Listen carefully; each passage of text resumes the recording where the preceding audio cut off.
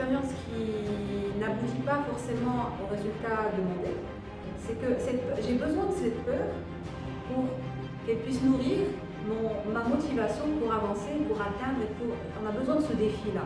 Quand on touche le fond, on ne peut que remonter plus rapidement et d'une manière plus rapide et meilleure.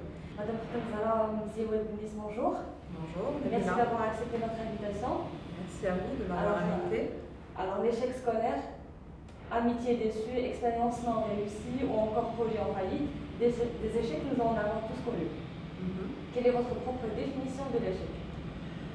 Ma propre définition de l'échec. Alors déjà le mot, personnellement le mot échec, j'aime pas prononcer ce mot parce qu'il a une connotation péjorative par rapport à beaucoup de personnes. Par contre, pour moi, l'échec est tout simplement une expérience qui n'aboutit pas forcément au résultat demandé. Et donc du coup, quand on n'y arrive pas dès la première fois, on pense qu'on a failli quelque part et qu'on a échoué. Personnellement, je trouve que l'échec est une partie de la réussite parce qu'on ne peut pas atteindre un objectif si on n'envisage pas l'échec également. C'est pour ça que vous avez donc beaucoup de personnes qui n'agissent pas, qui n'ont pas l'esprit d'initiative, qui ne souhaitent pas agir et faire des choses. Pourtant, ils en rêvent. Leur seul blocage, ou l'un des principaux blocages, c'est d'échouer, justement parce qu'il y a une peur derrière, c'est la peur d'échouer. Et ça, c'est une peur que tout être humain peut ressentir et qui a en lui. Mais non, il faut juste savoir qu'est-ce qu'on en fait. Donc pour moi, l'échec est une expérience d'apprentissage qu'il faut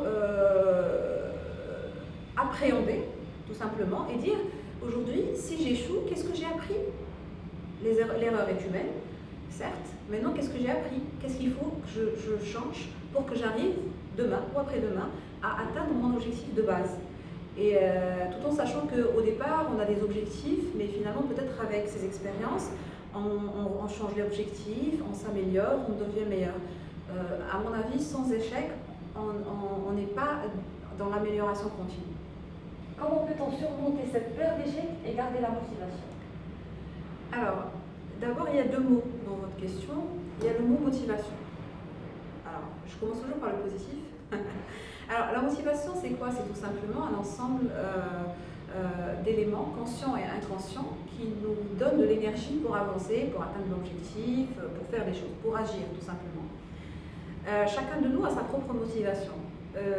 Maintenant, quand on dit comment peut-on surmonter cette peur d'échec, la peur de l'échec, la peur en lui-même est une émotion.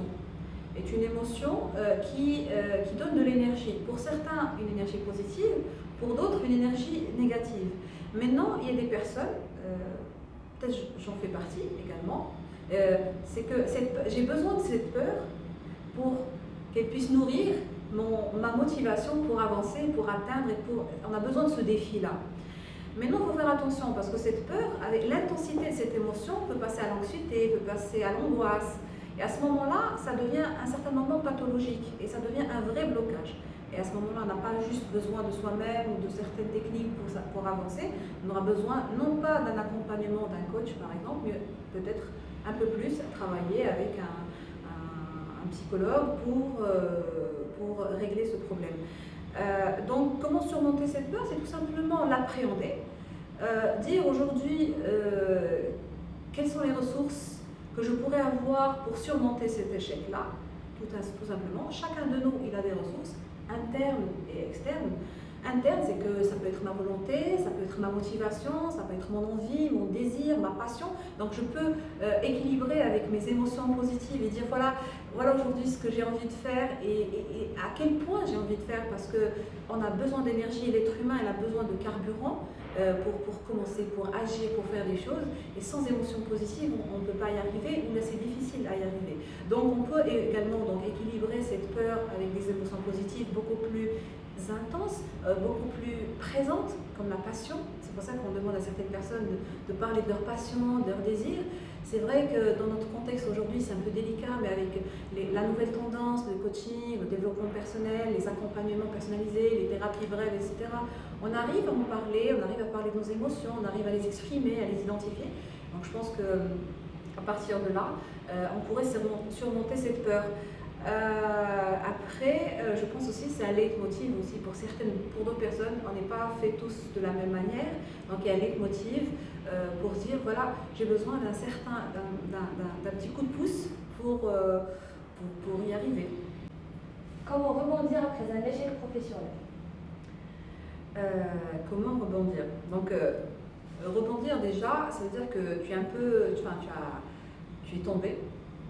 Et quand on touche le fond, on ne peut que remonter plus rapidement et d'une manière plus rapide et meilleure.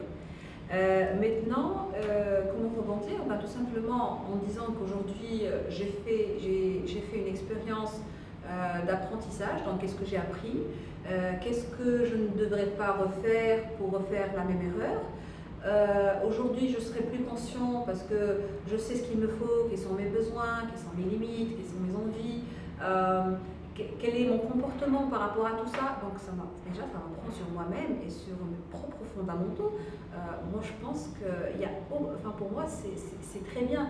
Maintenant je comprends bien qu'on a été éduqué culturellement à ne pas à être parmi les meilleurs, à ce que l'échec ne soit pas une bonne chose et que ça soit vu mal vu. Donc on a aussi non seulement la peur de l'échec, mais derrière la peur aussi du jugement de l'autre, la peur d'être rejeté parce qu'on a échoué, la peur de ne pas être à la hauteur. Donc toutes ces peurs-là deviennent aussi un obstacle par rapport à l'atteinte de notre objectif. Et si on ne travaille pas sur soi-même, et d'où justement l'accompagnement, d'où le développement personnel, tu travailles sur toi-même, tu fais de la formation, tu fais de l'auto-accompagnement, tu n'as même pas besoin d'un coach, mais c'est-à-dire que tu es conscient que tu as besoin d'avancer, mais pour avancer, voilà, et même en entreprise. Si je vais dans une entreprise, quand je mets en place un objectif, je n'y arrive pas, par exemple, un chiffre d'affaires, j'y arrive pas, il faudrait que je sache pourquoi. On fait une réunion avec les commerciaux, on fait un brainstorming, on a des tableaux de bord derrière, pourquoi, comment, quand, où, et on trouve des solutions. Tout simplement, pour rebondir après un échec professionnel, c'est ça, c'est de pouvoir faire le diagnostic de la situation, dire qu'est-ce qui n'a pas marché, qu'est-ce que j'ai fait qui n'était pas aussi cohérent avec ce que je devais faire, et comment par contre, agir et qu'est-ce que je dois faire pour avancer et pour ne pas retomber dans le même résultat. Mais non, c'est un choix à faire. Donc aujourd'hui, c'est un choix. Donc il y a deux spirales. Soit je choisis la spirale positive en disant j'ai échoué, j'ai appris, j'avance.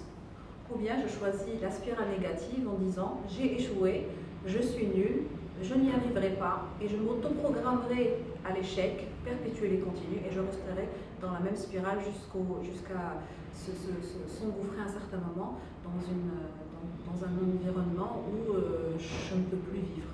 Voilà. Une question de notre fan, Mohamed, notre fan sur la page Facebook. Je suis licenciée depuis plus de 3 mois. J'ai pu dernièrement avoir un poste, mais qui ne correspond pas du tout à mes vraies compétences. Comment dois-je me comporter pour surmonter cette situation? D'accord. Donc, ce monsieur-là, il a été licencié depuis 3 mois. Donc, du coup, il cherche du travail. Maintenant, c'est vrai que c'est dommage, je ne l'ai pas devant moi parce que j'ai besoin de lui poser quelques questions. Mais, donc, il a trouvé un poste qui ne correspond pas du tout à ses vraies compétences. Maintenant, il y a des situations. Soit c'est une personne qui aime le nouveau poste et qui veut réussir. Donc, il y a besoin d'acquérir de nouvelles compétences et de nouvelles capacités. À ce moment-là, c'est un circuit d'apprentissage. Il devrait s'appuyer sur deux choses. Ce que j'ai dit tout à l'heure, ses ressources personnelles, ça veut dire sa volonté, son désir d'avancer, il voudrait changer, améliorer, atteindre. Peut-être que il aime bien ce poste. Maintenant, les ressources extérieures aussi, c'est la formation, la lecture, l'accompagnement, le coaching, le mentoring, etc.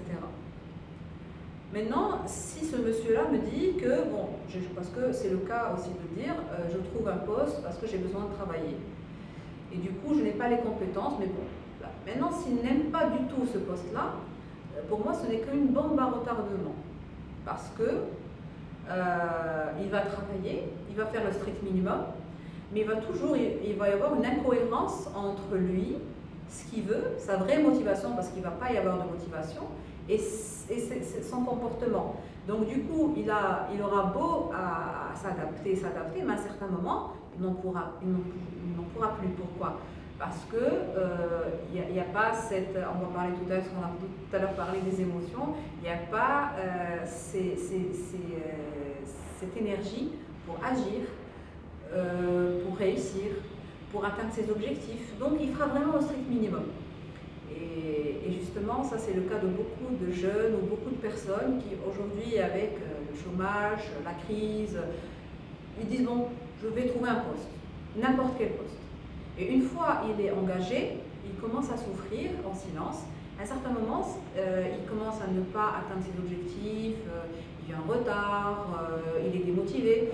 Et puis bon, le directeur ou le N+1 ou le responsable, il ressent tout ça. On le ressent dans l'entreprise, dans ton travail. On sait quand tu as quand ça brille dans tes yeux, quand tu es vraiment motivé, quand tu aimes ce que tu fais, même quand tu en parles, on le voit. Mais quand tu es juste là pour être là, ça se voit aussi et ça se ressent et ça se répercute aussi sur toi, sur ton travail, sur tes résultats. Donc il faudrait que cette personne pense justement, déjà sache que si elle aime son nouveau poste, qu'elle travaille sur ses compétences, parce que la compétence ça s'acquiert, donc ça s'apprend. Maintenant, s'il n'aime pas du tout et qu'il pense qu'il est fait pour autre chose, à ce moment-là, je lui conseille vivement d'aller chercher un autre travail, doucement, bien entendu, mais pour trouver quelque chose qui lui soit plus approprié et plus cohérente pour qu'il puisse travailler en harmonie avec lui-même et faire un travail qui lui plaît. Parce qu'il n'y a pas mieux que d'avoir un travail qui nous plaît avec du plaisir, de la passion, du désir et surtout de la satisfaction.